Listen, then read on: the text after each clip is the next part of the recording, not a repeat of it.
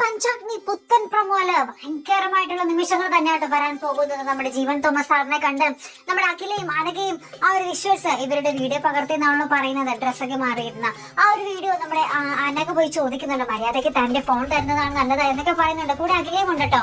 അപ്പൊ നമ്മുടെ സാർ പറയുന്നുണ്ട്, നെയ്യോടെ വന്ന് എന്റെ അടുത്ത് നടക്കൂല മോളെ, മര്യാദയ്ക്ക് ഞാൻ പറയുന്ന പോലെ നിങ്ങൾ അനുസരിച്ചോ, അല്ലെങ്കിൽ നിങ്ങൾ അനുഭവിക്കാൻ പോകുന്നതേ ഉള്ളൂ എന്നൊക്കെ പറഞ്ഞ് നമ്മുടെ ജീവൻ തോമസ് സാറ് ഭയങ്കര ഭീഷണിയൊക്കെ മുഴക്കുന്നുണ്ട്. പിന്നീട് നമുക്ക് കാണുവാൻ സാധിക്കുന്നത് അമൃതയുടെ ഒരു പെരുന്നാൾ ആഘോഷ ദിനമാട്ടോ.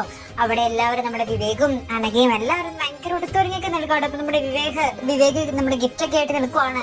അപ്പോഴാണ് ഭയങ്കര അപ്രതീക്ഷിതമായിട്ടുള്ള ഒരു എൻട്രി ആയിട്ട് നമ്മുടെ മഹേന്ദ്രൻ ഒരു പുതിയ ഒരു ഫ്രീക്ക് ലുക്കിൽ നമ്മുടെ ആ ഒരു ടീഷർട്ടും ആ ഒരു പാന്റും ഒക്കെ ഇട്ട് നമ്മുടെ ആ ഒരു ഭയങ്കര കത്തി മിന്നിച്ച ടു വീലർന്ന് വരുന്ന ദൃശ്യങ്ങളാട്ടോ കാണുവാൻ സാധിക്കും. എന്നിട്ട് മുടിയൊക്കെ ഇങ്ങനെ സ്റ്റൈല് കാണിച്ചൊക്കെ വരുന്ന ഒരു നിമിഷങ്ങളാട്ടോ. അപ്പൊ എല്ലാവരും ഇങ്ങനെ ഞെട്ടി നിൽക്കുക നമ്മുടെ മഹേന്ദ്രന്റെ വരവ് കണ്ടിട്ട്.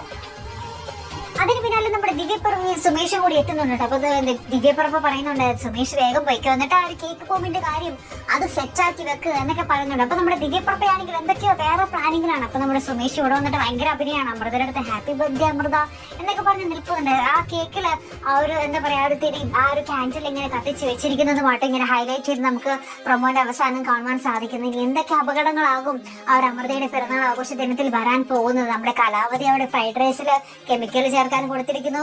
ഇപ്പുറത്താണെങ്കിൽ കേക്കിൽ ബോംബ്, അത് മറിച്ചത് മറ്റത് മറിച്ചത് ഭയങ്കര ഫിലിം സ്റ്റൈലാട്ടോ.